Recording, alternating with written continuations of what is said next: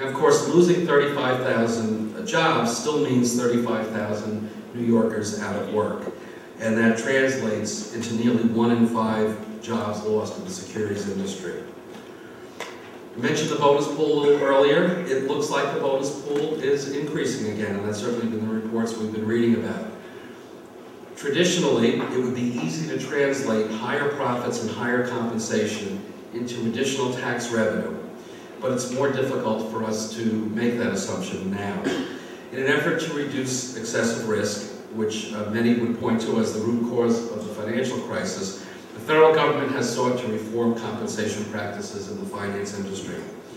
These reforms will probably restrict the amount of bonuses paid in cash this year and increase the amount deferred to future years. So while this year's bonus pool will likely be higher than last year, we don't know by how much or how much of it will be paid in cash. Similarly, the securities industry has built up large tax credits from record losses over the past 2 years, which total $54 billion. These tax credits will offset increased tax liabilities from this year's record profits, making it difficult to predict by how much and when city and state coffers will benefit from this return to profitability. Why do we place so much emphasis on Wall Street? Why is this our focus this morning at Balcony and we talk about it so much? There are so many industries and businesses that are important to New York City's economy, but the securities industry is still the city's economic engine. Even though the securities industry accounted for only 5% of New York City's jobs in 2008, it accounted for 24% of the wages paid in the city. Obviously, a very significant contributor to the economy. And these are high-wage, high-paying jobs. So that means those higher wages translate into purchases: homes, clothing, cars, jewelry, city restaurants. Many other businesses benefit from this sector of the economy. In fact, our studies have found over the years that for each job created in the securities industry in New York City, 2 additional jobs are created elsewhere in the city's economy, and another job is created in another part of the state, usually in the nearby suburbs. An improved outlook for the securities industry will certainly affect the broader New York City economy. And that's important to point out because the reverse multiplier has also been true. When Wall Street shed jobs, jobs are lost in other sectors of the economy as well. So it's certainly good news that the loss is not as severe as we had thought, and we even see some signs of rebounding in terms of creating jobs. A consensus is now developing that New York City will lose about 200,000 jobs as a result of this recession. It's less than the 328,000 jobs that had been predicted in terms of job loss just a few months ago. Despite this good news, and it is good news, our state still has to learn an important lesson from these times, and that is that we can't count on Wall Street to save the day in terms of state finances anymore. The dynamic has changed, and there is a new fiscal paradigm in our state. We certainly want and need the city to continue to be the financial capital of the world, and we need to fight to keep it that way. But we can't depend on Wall Street profits to exceed expectations and cover over our state's fiscal miscues. The percentage of state revenues derived from Wall Street has dropped from that 20% that we often talk about to only 15% this year. So it is a changed dynamic. The state's economy contracted only slightly during the second quarter of 2009, and that's after contracting for 4 consecutive quarters. The state's economy probably grew during the third quarter of this year, although we're waiting for the final numbers to see if that bears out. But job losses are expected to continue into 2010, into next year, and New York's recovery is still projected to be weaker than the nation's. Growth will be sluggish. The unemployment rate in New York was 9% in October.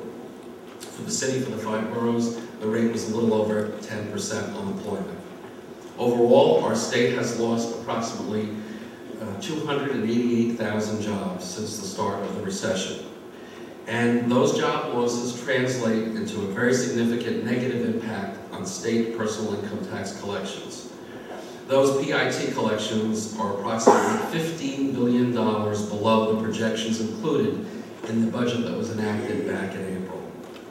As a result of the lower than expected revenues and the higher than we can afford spending, the state has been facing a budget gap that, as many of you know, my office has estimated could reach $4.1 billion by the end of this current fiscal year.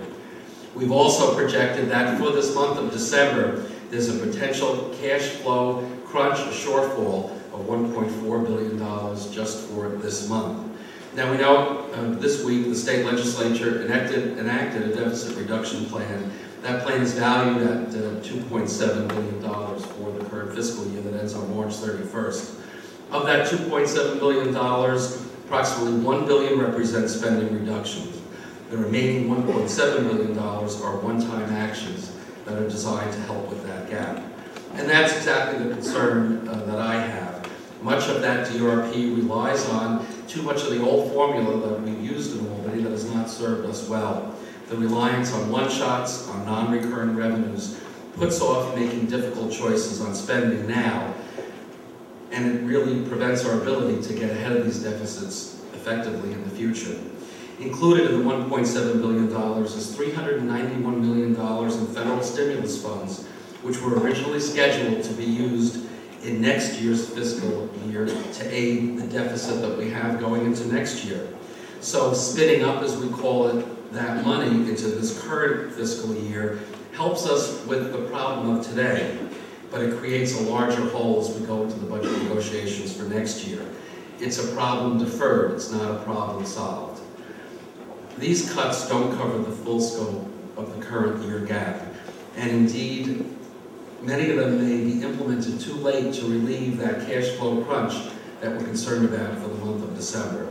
So we're having to monitor very closely spending and revenues. While it certainly was a positive step with the legislation the government worked out this week, we're not necessarily out of the woods for this current fiscal year. Quite simply, and this is important for us to consider in the context of the larger discussion of our economy, our state is running very low on cash, and that's what happens when you spend more money than you have coming in. It's a very simple lesson, but one that's been lost in our budget process. There are options to address the cash shortage. New York State is not going to go broke. We're not going out of business. That's not going to happen.